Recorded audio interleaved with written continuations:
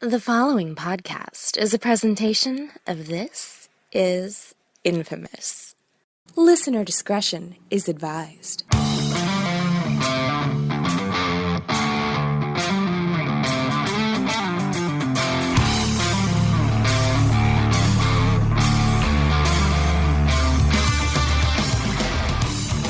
Welcome to Just the Worst Wrestling Podcast, episode number 32, to be perfectly precise. I'm your host, Billy Donnelly, who you can find at joblo.com. This is Infamous, and right here at Just the Worst Podcast. I want to thank you for taking the time to download, stream, however it is that you're listening to the show right now.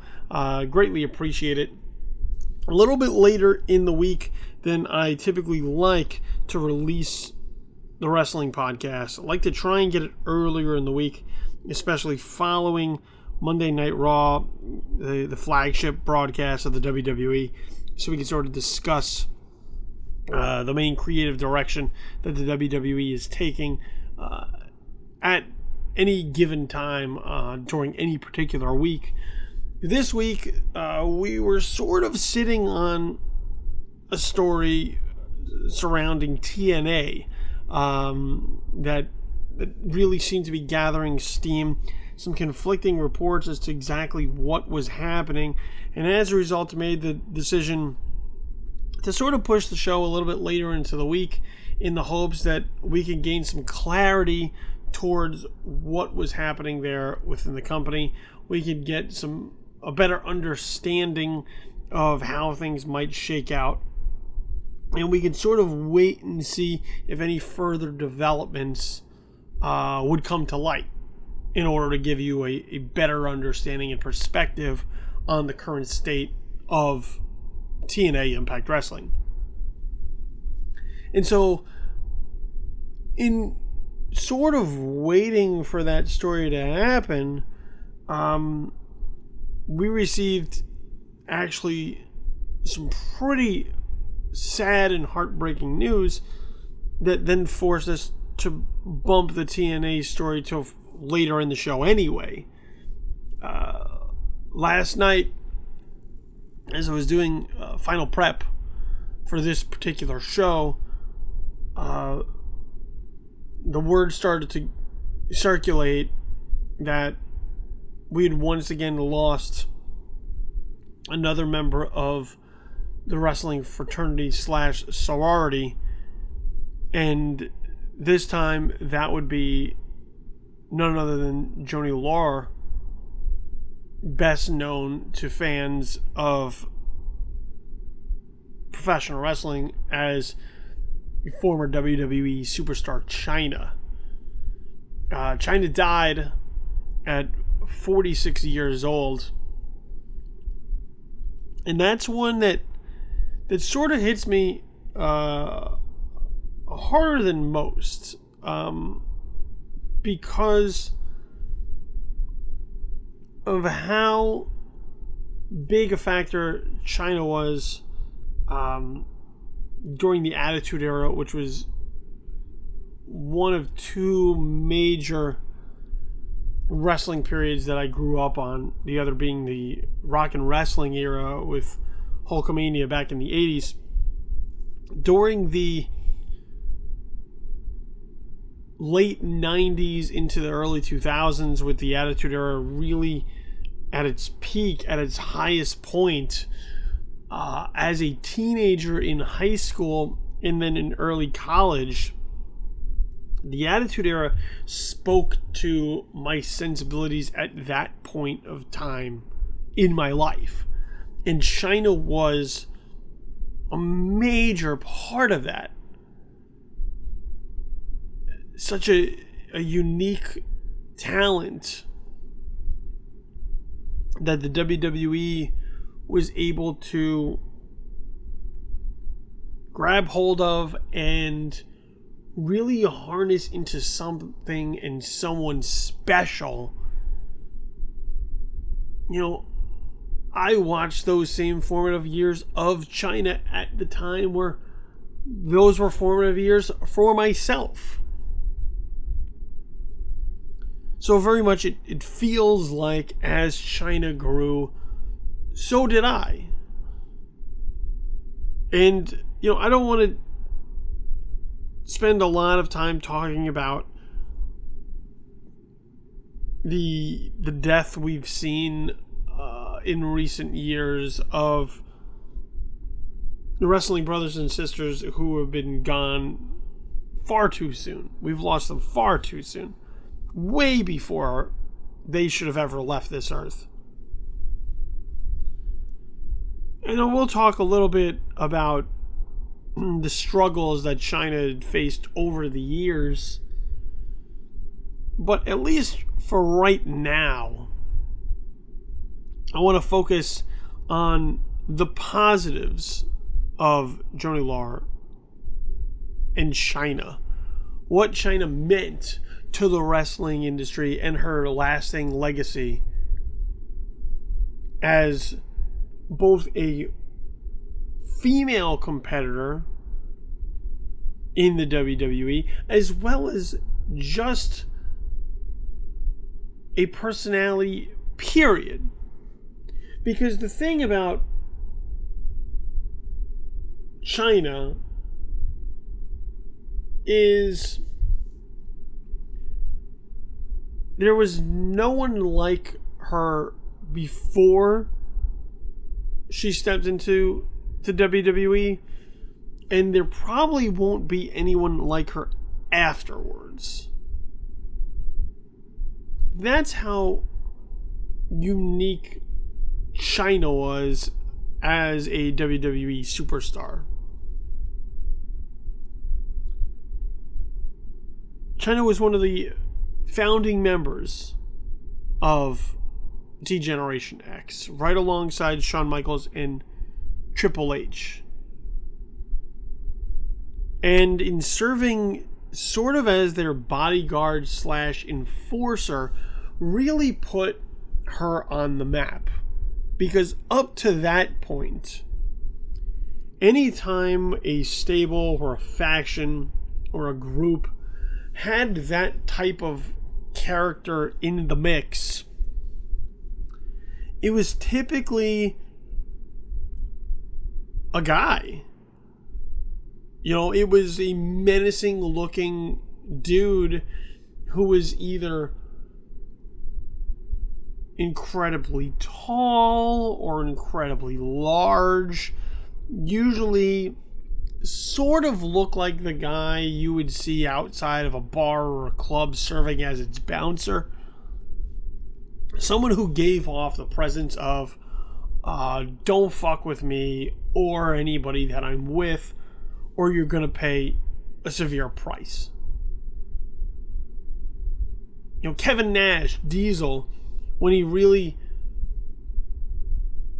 sort of began his ascent prior to jumping to WCW, becoming a part of the Outsiders and ultimately the NWO. Prior to that, when he really was able to make his mark in the WWE, had served as a bodyguard for Shawn Michaels. So that's really the type of presence that role held. And here, you had a physically dominant female, which not only helps separate D-Generation X from every other stable that had come about before them, but also allowed Chyna to stand out. Because here was a woman who was unlike any other woman in the WWE at that time. Even with a pretty diverse women's division that featured the likes of Trish Stratus and Jacqueline and Ivory, and Tori Wilson came later, and Stacy Keibler came later, and Molly Holly and Lolita. While those women were athletic in their own way and were able to hold their own in the ring, none of them had the physical stature of Chyna. I mean, she had muscles. She looked like a bodybuilder. She was someone that, as a woman, a guy might try to test her limits, but very quickly would probably be humiliated and emasculated by the fact that she was able to get over on them.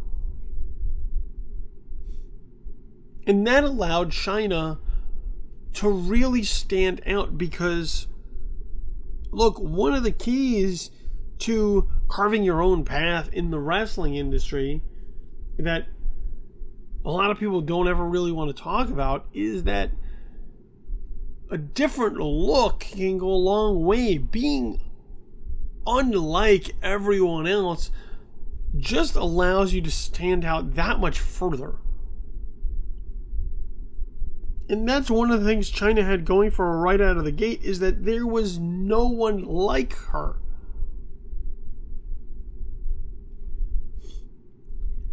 And, you know, especially right out front, there was I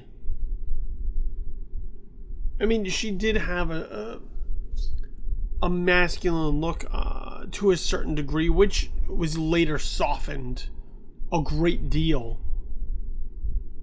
as she tried to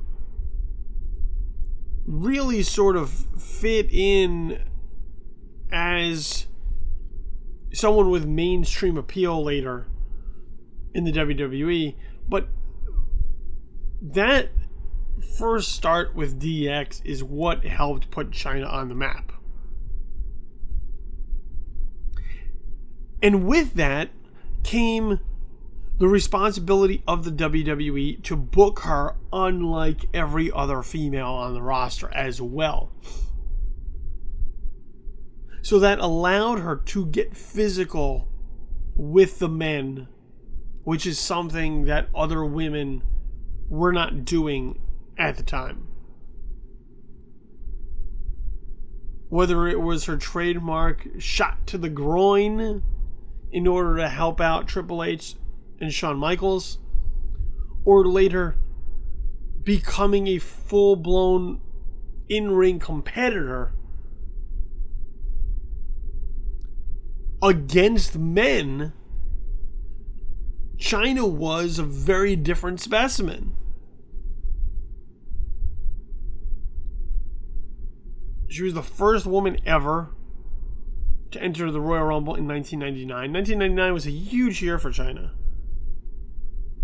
That's really where she became more than just the bodyguard for DX, which to that point suited her well, but there's a ceiling on that, and you're gonna have to break through and grow beyond that, and Chyna did.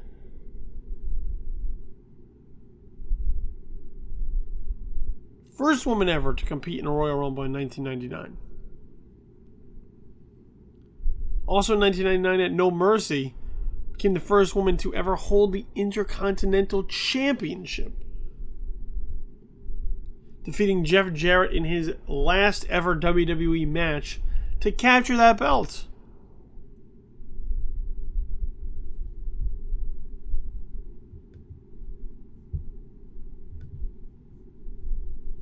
The first of 2 Intercontinental Championship reigns.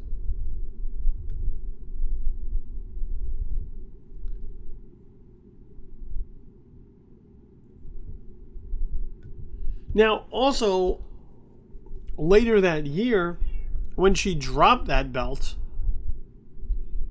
she did it to the emerging Chris Jericho in December that year at Armageddon, which kickstarted his first ever title reign in the WWE. Now, let me just speak to you about how over Chyna was as an in-ring competitor in the WWE at that time. Myself and my friend Vinny at that point actually went to that Armageddon pay-per-view. It was down in Florida, at the, I believe at that time it was the Bank Atlantic Center. You have to check. I don't remember. Actually, no, it was the. It doesn't matter. But we had gotten tickets earlier in the day for like $50 a piece, and they just happened to be like 7th row ringside. I mean, it was pretty incredible. Stephanie McMahon was like a few rows ahead of us, right in our section. And if you go on the WWE Network and you watch that Armageddon pay-per-view, you should be able to see me and him on camera a great deal of the pay-per-view, sort of jumping up and down. I believe they took a couple of my signs that night as well.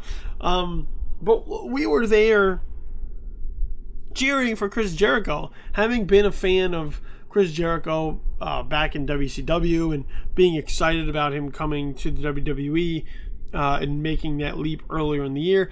We were excited about Chris Jericho getting a shot at the Intercontinental Championship at this Armageddon pay-per-view, and as a result, we were cheering and chanting very heavily for Jericho as we sat ringside at the pay-per-view. And we were in the distinct minority as that place was loud for Chyna, drowning us out. We were in like chant battles against people ringside as Jericho fans.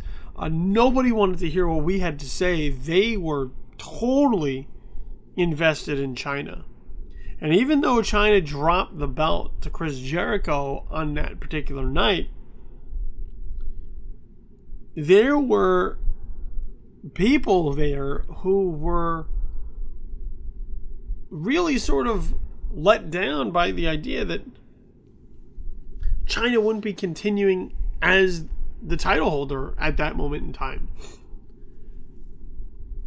But if you go back and you watch that match, you will hear a great reaction for Chyna, which just further speaks to how she managed to transition herself from being nothing more than the bodyguard of D-Generation X to being a credible wrestler on the roster that the WWE could call upon. And she would do everything in her power to make it work. And I thought that Jericho match at Armageddon was one of those instances, in addition to the Jeff Jarrett match earlier in the year, that really cemented Chyna as a wrestler and not just sort of a sideshow. This allowed her to sort of become part of the fabric of the WWE, become one of the boys / girls. This allowed her to be viewed in a way that women previously hadn't. And once again, that's still with the rise of women's wrestling at that point in time. But this was a woman entering into a man's world here and holding her own. And I think that was something really unique and awesome that the WWE did at that time. Real female empowerment there, to allow a woman to compete in the ring with men and hold her own. That's pretty incredible. Now, in 2000, Chyna posed for Playboy, which was a really big thing for the WWE at the time. On an annual basis, they would have one of their women competitors, which at the time were not referred to as divas, but posing for Playboy. So Sable had done it, and Chyna did it, and Stacy Keibler later did it, and Tori Wilson did it. But Chyna doing it was a big deal because, once again, it showed how far she had come from being the bodyguard / enforcer for DX. She had softened her features. She had breast implants put in. There was a much greater femininity added to the character that allowed her to sort of transition to this. And while she still had a very muscular build,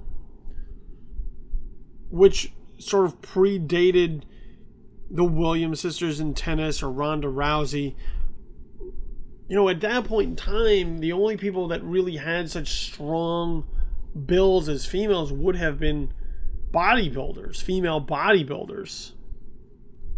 And yet she was able to take that muscular build, add femininity to it, and that got her a pictorial in Playboy in 2000, which sold incredibly well. One, I think, for the curiosity factor, but two, because our perception of Chyna had changed.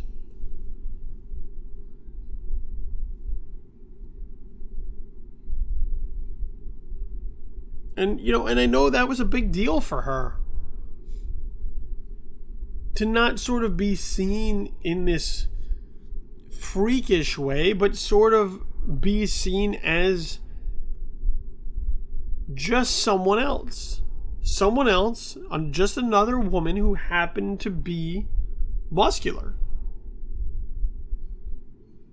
But that didn't mean she couldn't be any less feminine or sexy or attractive as other women.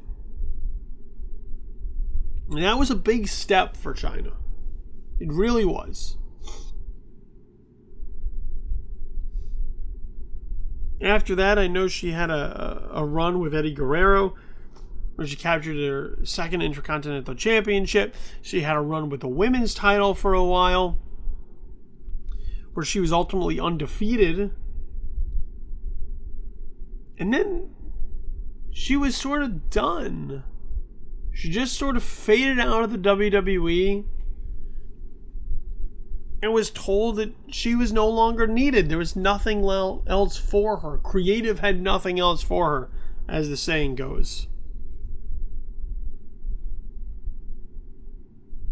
And that period in her life is truly what I believe was the beginning of the end for Joanie Laurer, which at that point is about 12 years ago, maybe even a little bit more, but just a gradual building of bad that ultimately derailed all the good she had going on in her life. She had a long-standing relationship with Triple H that came to an end, and Triple H ultimately started dating Stephanie McMahon. Now, there are all sorts of stories about how their relationship stopped and Triple H's relationship with Stephanie began. But in hearing all of them, the impressions that I have always gotten from that was that was really what sort of kicked off the downward spiral of Joanie Laurer or Chyna.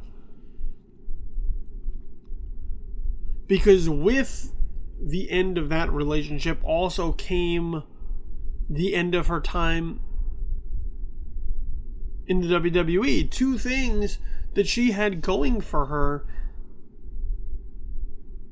that were suddenly both taken away at roughly the same time. And I don't think she ever really was able to come to terms with that or figure out how to cope with that. Having the loves of her life, both personally and professionally, be now out of her life.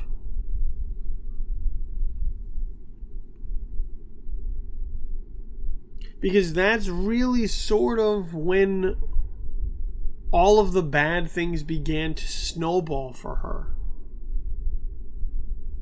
In 2004, made her first porn movie. Also had the homemade porn release with Sean Waltman, otherwise known as X-Pac, in what is said to have been an extremely tumultuous and unhealthy relationship. Dealing with substance abuse at that time, both drugs and alcohol. Once again, trying to self-medicate the pain of having lost these things that she could no longer reconcile.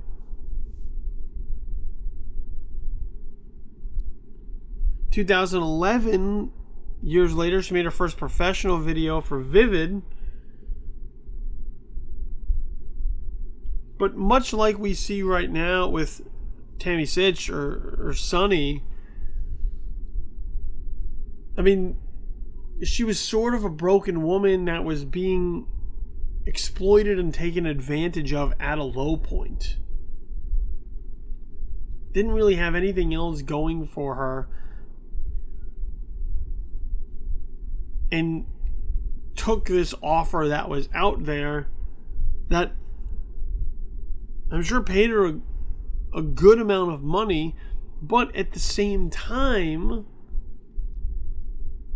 sort of became a train wreck. I mean, that was where the interest lied for wrestling fans, was to sort of see the train wreck.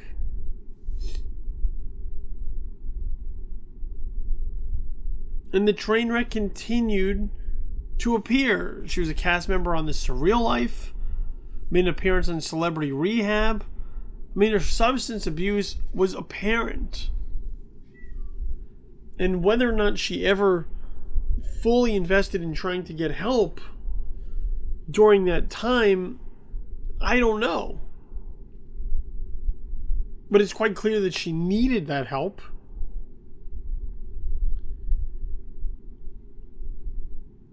And if she ever really got serious help, right now, she might be alive.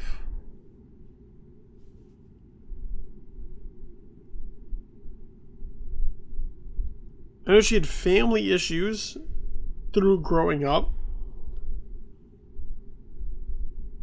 I'm sure at one point, self-esteem issues reared their ugly head. Confidence in her appearance, confidence in her abilities.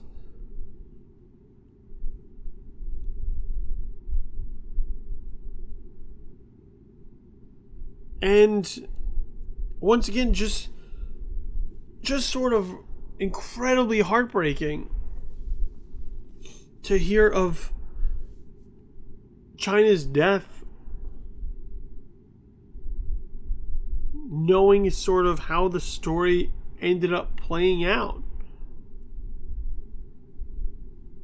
You wish you could have helped her. You wish someone could have helped her. By all accounts, she was one of the nicest people to come through the business. Gracious to fans.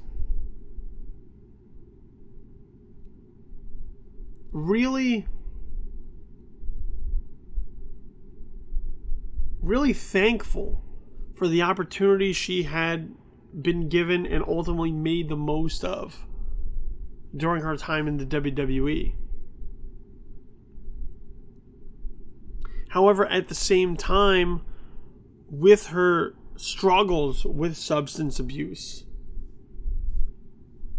really went to some dark corners in her life that prevented her from ever being able to achieve what I think for herself, for the fans, would have been something satisfying. And that is the chance to be welcomed home back into the WWE. She never got that opportunity. She never had the chance to once again be a part of the WWE universe, or to be recognized for her contributions to the WWE during a period of time that was crucial and essential to their survival today in the Attitude Era.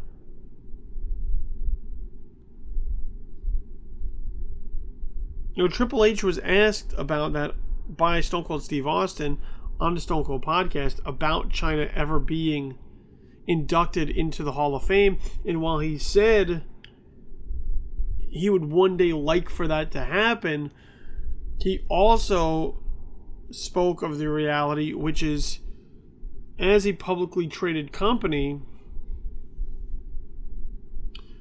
with a family-friendly approach, to induct someone with such a dicey background, particularly in the porn industry, that's where sort of they began to hit a wall. Now, look, that's not to say everybody who is in the WWE Hall of Fame is an angel. Just this past year, they put in Snoop Dogg, who is, stoner to the max.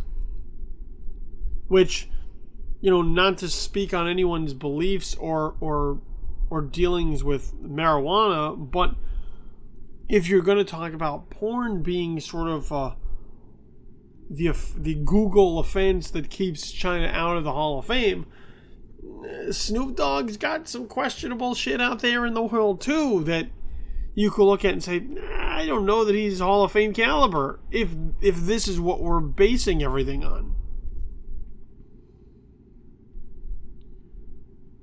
So, you just look at ultimately the career of Chyna, her life, and as both a wrestling fan and just a human being who feels empathy for people who are dealing with demons, who are struggling with something. The death of Chyna is incredibly sad.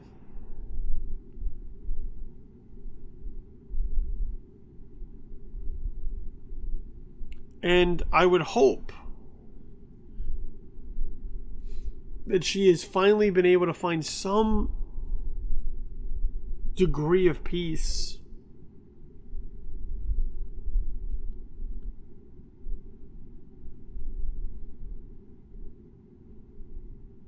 in these moments and in what has now happened in her death. So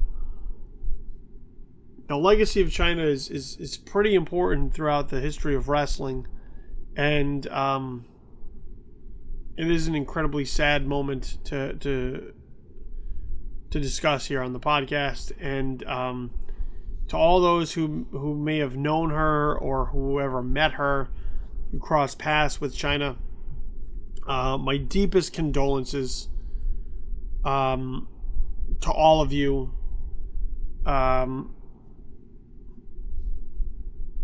My deepest condolences. I'm truly sorry for your loss, as this is a pretty great one. Okay. Not sure how to transition into talking about wrestling from there. But we will, because that's just the way that the show works. So we'll talk about Monday Night Raw in a few minutes. A couple other things I wanted to get to.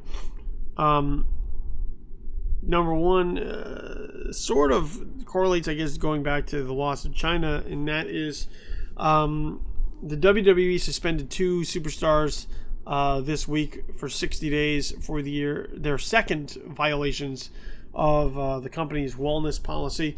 The first of which is Connor, one half of the Ascension tag team, with the other being Adam Rose. Now, Adam Rose, I know, has come out recently by social media to say that he has some sort of evidence concerning his wellness test. But look, here, I don't know what either of these two put in their body. I don't know what it is that they tested for. I don't know what they tested for possibly the first time. I don't know. What I do know is this.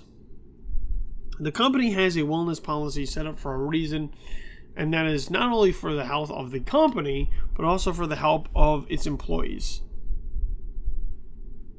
And much as we have seen in Major League Baseball, which has a pretty stringent testing policy now, these superstars have full awareness and information at their disposal as to what it is that they can and cannot put into their body based on the standards set by the company wellness policy. And if you have a positive test, ultimately there is some level of personal responsibility that has to be taken. And you can't just say it was an accident. You need to be aware of every single thing that you are putting into your body, because once again, this is your living.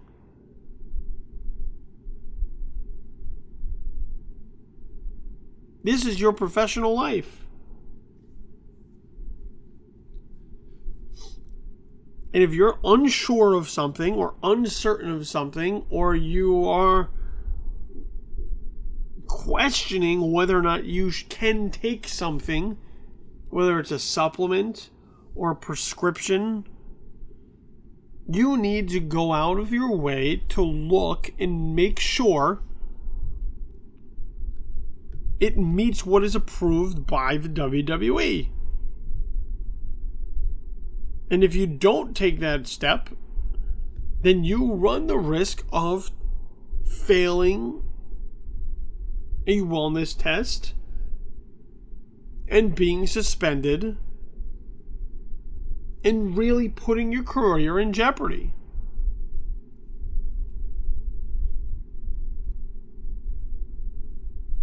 I like Adam Rose.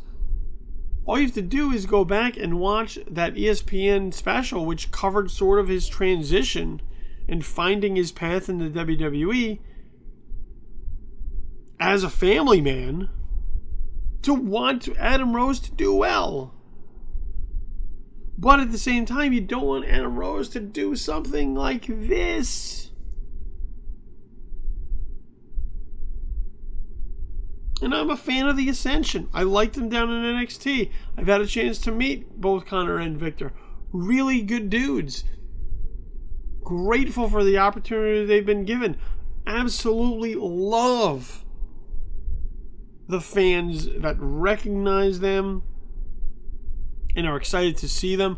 They love it.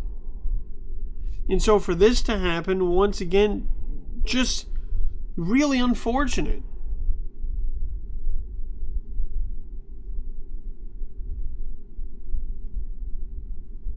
And once again, as it sort of goes back to Chyna's legacy with the WWE and ultimately the fallout that came after, please, for the love of God, everyone who is out there listening, be careful with what you're putting into your body.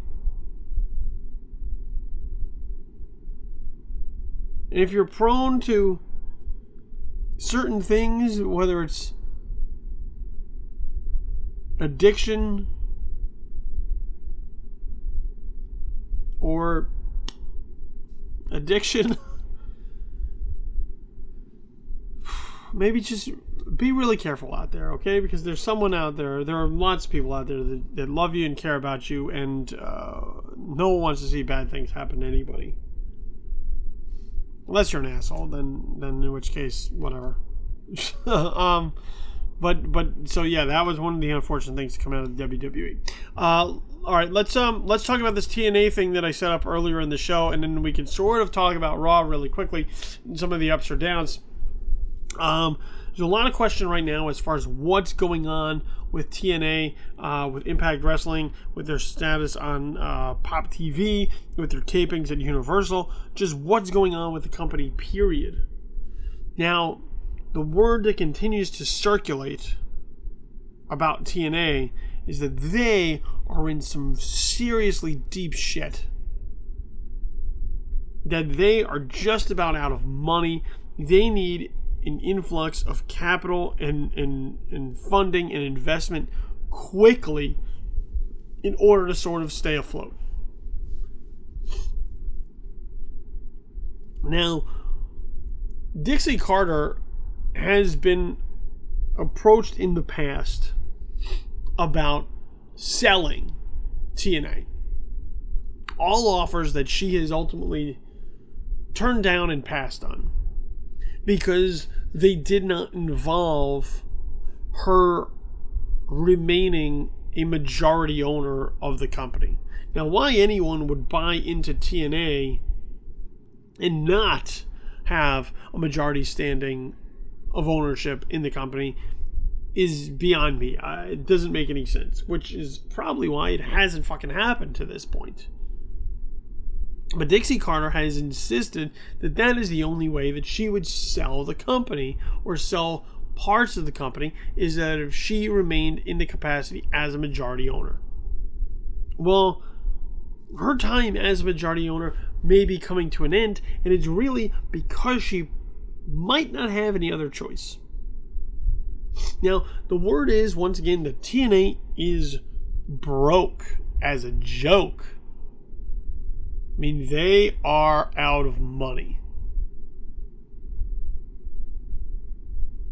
And right now, they may have an arrangement with a company called Airlocks, who is involved in the production of TNA's Impact Wrestling episodes for Pop TV. Now, that company is run by Ron and Don Harris, the Harris twins, who you may know from their time in the ring over the years. And the belief is that they ultimately front the costs for TNA's television tapings, and TNA then reimburses them for those costs. However, if there comes a time when TNA cannot reimburse them for those costs, then there may be an arrangement where Airlocks is able to take an ownership stake in TNA in order to recoup those losses. Which means that Ron and Don Harris, by way of Airlocks, may be in a position to become majority owners of TNA. With Dixie Carter perhaps staying on in some capacity, but not in a majority or as a majority owner. So this, of course, has set upon a whirlwind of, are there other buyers for TNA? Because Dixie Carter may have no choice but to sell the company as a way to stay involved, because with Airlocks perhaps taking over, there's no guarantee she's still going to be involved in the organization.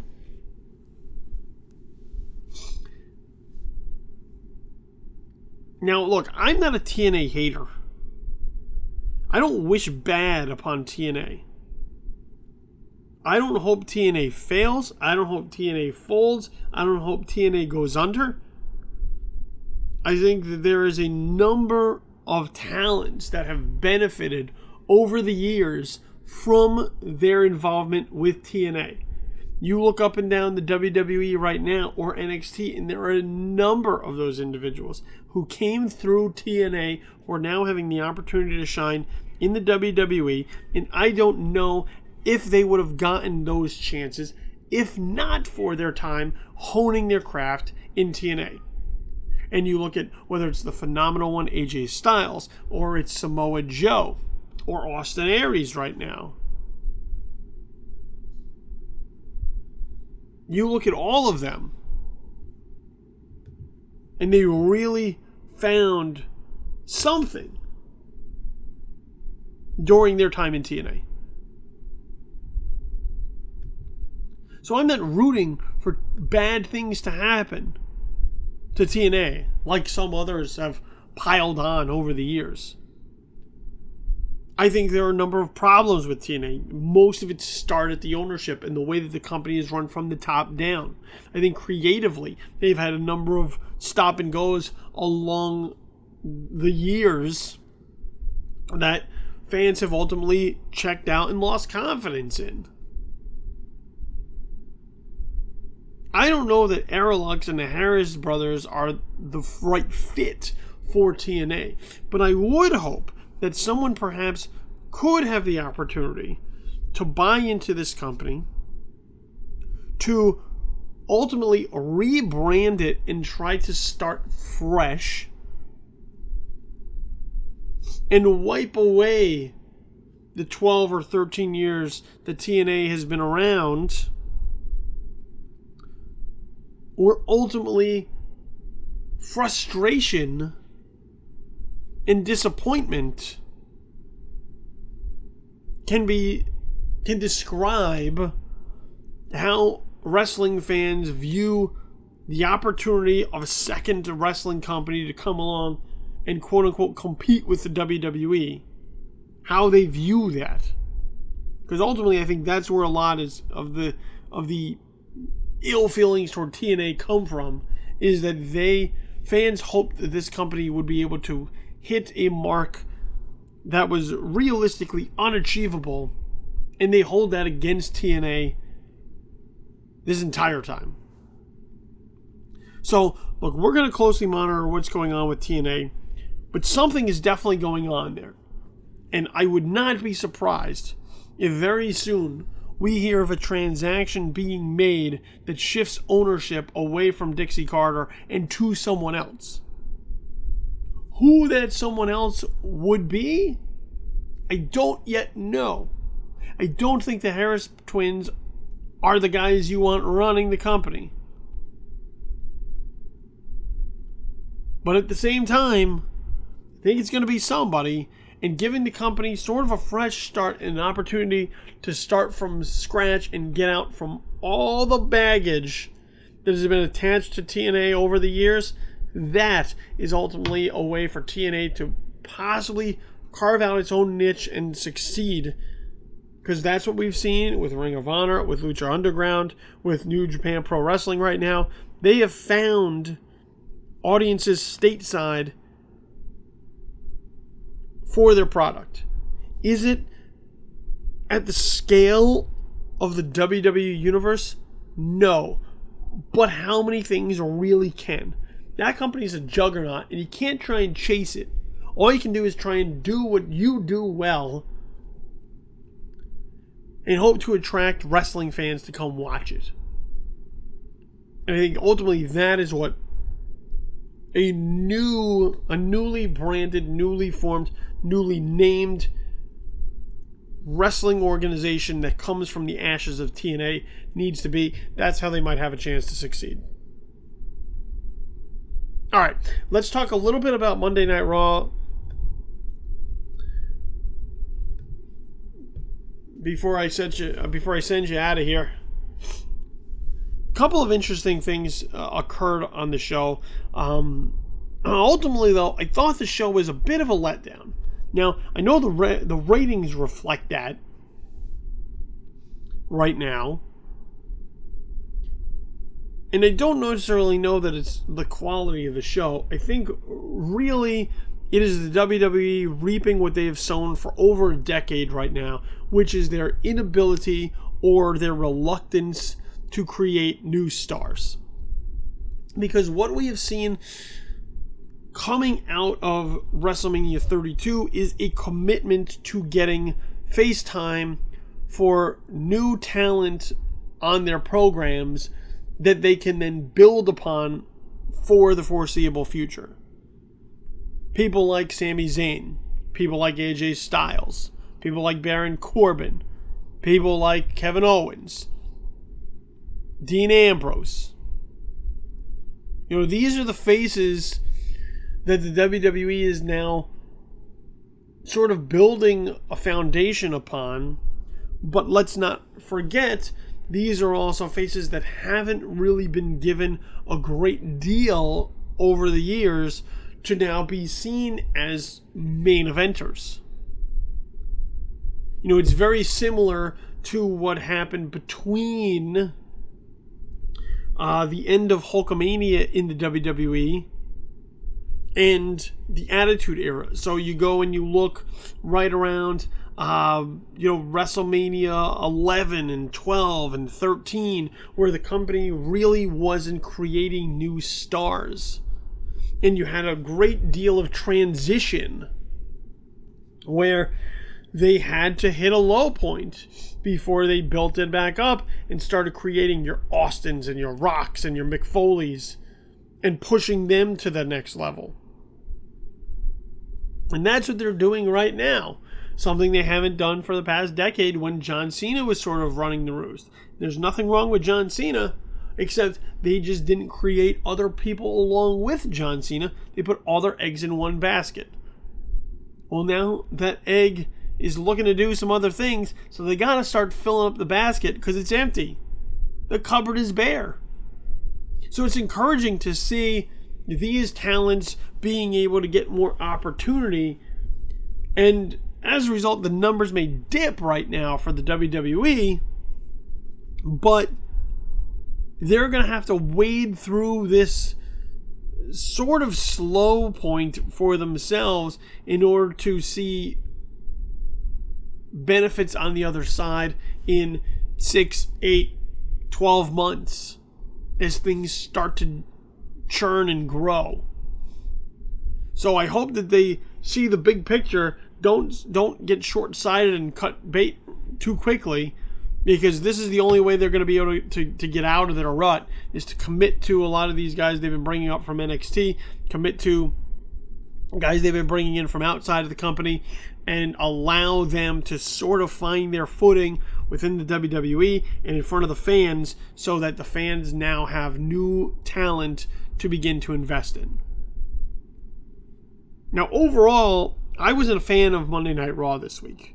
I've liked the past couple of weeks, even with the lack of sense that Shane McMahon being able to run Monday Night Raw again, having lost to The Undertaker at WrestleMania. Even with those problems, I've been a fan of what they've done with Raw for the reasons that I just stated. But I thought here it was just sort of a flat show. Now, they were over in London shooting this, so it was earlier in the day, and I've heard reports from people who were actually there over in the UK in attendance that the show live felt much different than the way the show felt televised. And it was really just sort of a flat show. The more I watched it, the more I wondered what exactly was happening with the crowd, because they didn't seem to be into anything at all. Really dead, seemed uninterested throughout the show. And now, once again, I don't know if this is the WWE toggling with their audio, in order to try and silence some of the things that they don't want to get out there publicly, whether they're chants or boos or cheers. They're trying to direct the way the audience reacts to certain things. It just felt like a very flat show. And when you watch a show where the crowd isn't into anything, it affects the way you watch it at home, because it seems like no one is excited about what's going on. It seems like no one is enthusiastic. It seems like everything that's happening is just sort of there, and it does affect the way you watch it. You may be able to see a good match and say, well, that was cool to see. But if the crowd doesn't appear to be into it, it really takes the emotion of it down a notch. And, it could be more on display than the opening match on Raw, which was Sami Zayn versus Chris Jericho, which on paper sounds amazing. But when you watch it, the match never really seemed to quite get going, primarily because the crowd wasn't into it. And there were a number of segments like that. Dean Ambrose and Kevin Owens had a little bit more volume to it. It was a solid match, and a match that had a clean finish. I don't think we saw one roll-up on the night, on Monday Night Raw, which is probably the end of some kind of streak. But just overall, everything just seemed to not come together. Were there some cool things on the show? Absolutely. Teasing the Bullet Club with Carl Anderson and Luke Gallows, having an interaction with AJ Styles, and then seeing Anderson and Gallows attack Roman Reigns and throw some doubt into your head as to whether or not they may be forming some degree of the Bullet Club soon. That, once again, is the WWE that I have always known and loved. The one that keeps you on your toes. The one that feels unpredictable. The one that when you watch, you're not quite sure the way it's going to go. Now, I don't think AJ Styles, Anderson, and Gallows are going to come together and form a stable. I just don't. I think it's right now, it's really good misdirection. They're putting it out there to get you to think one way, only for them to sweep out and surprise you another way. I think it's solid. I'm excited about that prospect. I think it's really cool. It at least gives you a fresh wrinkle to what they've been doing in previous months. That watching it, you go, I don't know how this is going to turn out. And that's what we want. That's what we want as a wrestling fan, is to have something that you don't necessarily know where it's going to go. It lures you into watching weekly. Compels you to find out how everything is going to be told in a storyline. That's what the WWE has been missing for far too long, and it's good to see that they're finally bringing it back.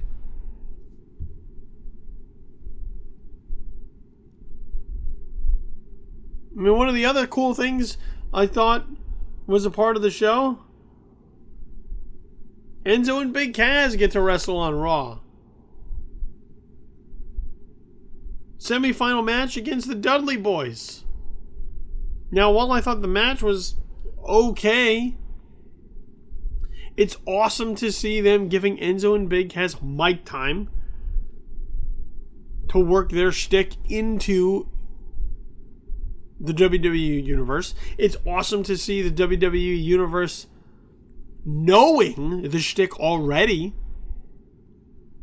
so that when we get the certified G, bona fide stud, soft intro, even though they've only been around for a few weeks, they already know it. The fans already know it.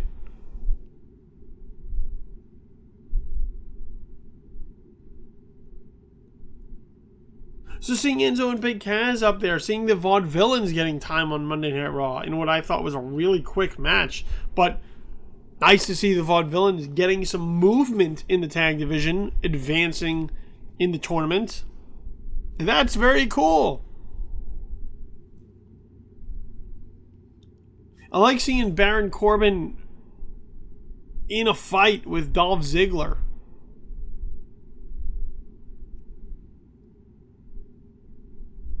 Or Cesaro getting time to speak.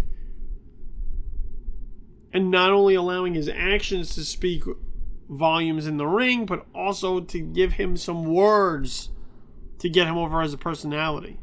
So there were all these segments that on paper, and even somewhat in execution, were very cool, but nothing about the show just really seemed to work as a whole. If you looked at the segments and you compartmentalize them individually, you could say, well, that was a cool thing, but the show really had no solid flow going to it.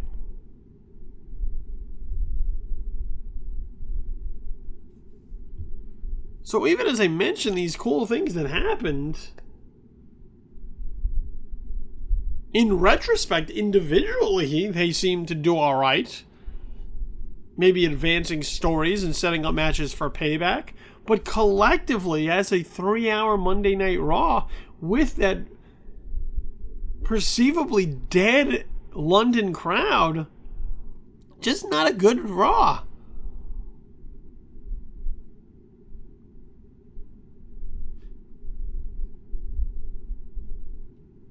I mean, they are doing things the right way now. It's just this show didn't work.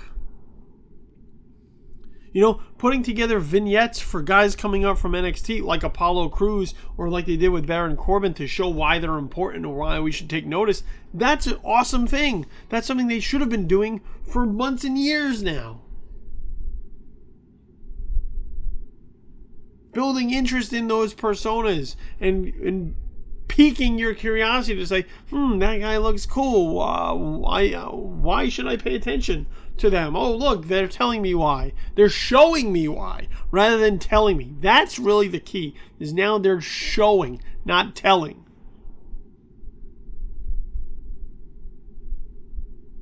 I mean, I did have one big gripe with Monday Night Raw, and that had to do with the women's division, where they had an 8-woman tag match that really made no sense and that I thought we were past. I mean, shouldn't we have stopped these types of thrown together matches by now of just 8 random women in a match?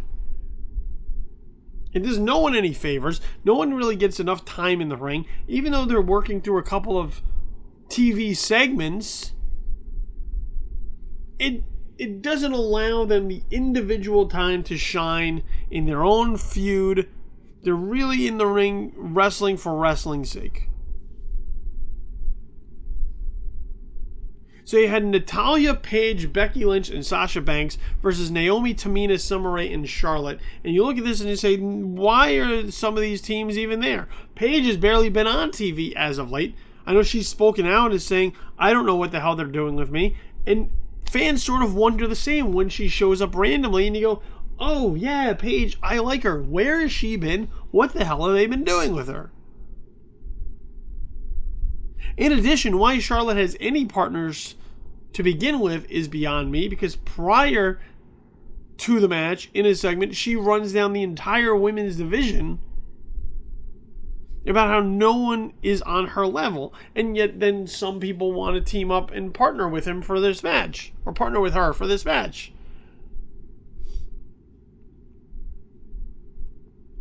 Now, I understand you have Natalya is going against Charlotte at Payback with the new announcement that Bret the Hitman Hart will be in her corner, which is a great thing considering his fight with cancer lately.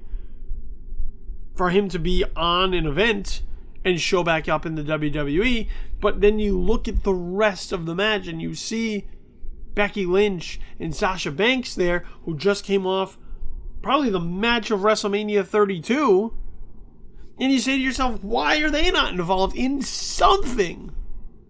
Now, there's something supposedly going on with Becky Lynch and Emma, but it gets no TV time. They're only building that through social media, which is something that you can't do. Now, I understand that WWE always wants to try and, be across everything, whether it's Facebook or their app or Twitter or their website or the network, but you can't do it all at once because not everyone is following those, and you haven't given people enough reason to be following all of those. The casual fan, which is a great deal of the Monday Night Raw audience, only watches Monday Night Raw.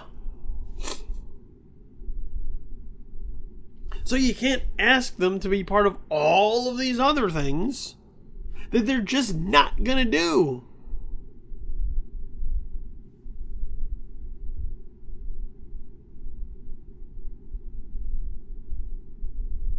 In addition, I don't like to see my champions tap out so easily in matches that aren't for the title in order to build doubt about their ability to successfully defend their belt at a pay-per-view / network special / special event / whatever the hell they still haven't decided to call these things. It's not really the way to do it. You want to have Natalya tap somebody out, have Natalya tap out Summer Rae or Naomi. Somebody that doesn't have the belt, to show that her use of the sharpshooter is dangerous. But always having your champions lose leading up to the title defense, all that does is weaken the value of the belt. That's why we have an Intercontinental Championship that hasn't quite gotten back to where it needs to be. Or a United States Championship that I think people forget is even a part of the company. You gotta let champions shine. And the way to build interest in a match is not to tear down the champion. Figure out a way to shine up the challenger. And I don't think that's the way to do it. Now, we got some interesting matches coming for Payback. Next week, we'll discuss them on the show as we sort of predict heading into the Payback pay-per-view. So, keep an ear out for that. We will get into all of that. And we'll continue to see the direction that Monday Night Raw takes. I like where they're going post-WrestleMania. I like all these fresh faces. I really do. I'm interested to see how they continue to build this new generation of talent, because I think there are a lot of really solid performers there, whether it's Kevin Owens or Cesaro or Dean Ambrose or AJ Styles or Sami Zayn, even Chris Jericho. There's a lot of really cool guys and women that they have as part of the roster. I want to keep seeing them double down on them because I think it's only going to strengthen the company as we move forward. So with that said, I'm going to send you on your way. We're going to get out of here for the show. Let me make sure we set up all the plugs for you so that you know exactly what you need to follow and how before you split. So look, head on over to Twitter. Follow at JTW Podcast. That's the official Twitter handle of Just the Worst Podcast. So every time a new show or episode goes up, that's where you'll be notified pretty instantly. So follow that on your Twitter feed. Add it into the mix. Also at Tis Infamous. That's the official Twitter of our mothership. This is Infamous, which is still in the rebranding and rebuilding phases. So once we continue to as we continue to make progress on that, we'll continue to inform you of where we're at. So at Tis Infamous, TIS Infamous, make sure you follow that for all those latest developments and all of my random musings and stream of consciousness. You want to get that at Infamous Kid. That's KIDD, Infamous Kid on Twitter for everything that comes out of my face. Usually ends up on the end of my fingers, on my keyboard, and on my Twitter feed. So at Infamous Kid, make sure you follow there. Over on Facebook, 3 pages that you want to make sure that you like and set up to always be monitoring. That is facebook.com/justtheworstpodcast, facebook.com/tisinfamous, and facebook.com/BillyTheKid. Always content going up there, always notifications going up there. Keep you up to date on the latest of everything that we're involved in. So make sure you like all 3 of those pages, one at a time and then collectively, so that you can be part of everything that we have going on. Podcast can be found at soundcloud.com. That's soundcloud.com/justtheworstpodcast. Or if you have a mobile device, and I know you do because it's 2016, so grab your phone, grab your tablet, and get yourself the SoundCloud app. This way, once you are subscribed to the Just the Worst podcast channel, you'll have every podcast and every episode in your mobile device. So whether it's your phone or your tablet, you will be able to hear every show and every episode anytime you want. So make sure you grab yourself the SoundCloud app for your mobile devices or soundcloud.com/justtheworstpodcast. You can find me on a regular basis. Oh, I dropped my pen. Sorry about that.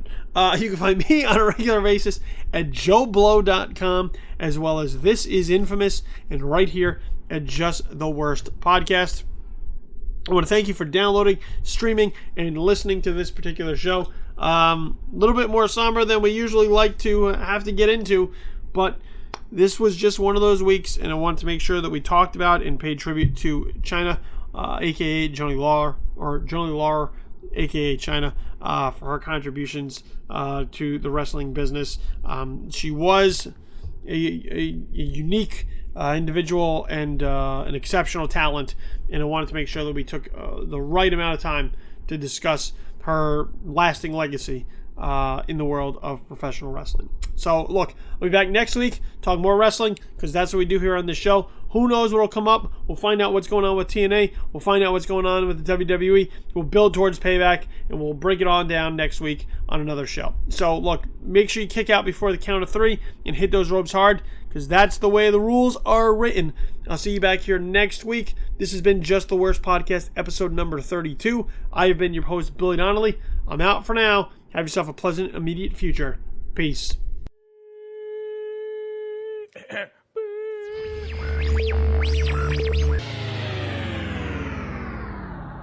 Just the Worst Wrestling Podcast, episode number 32, has been a presentation of Just the Worst Podcast Media and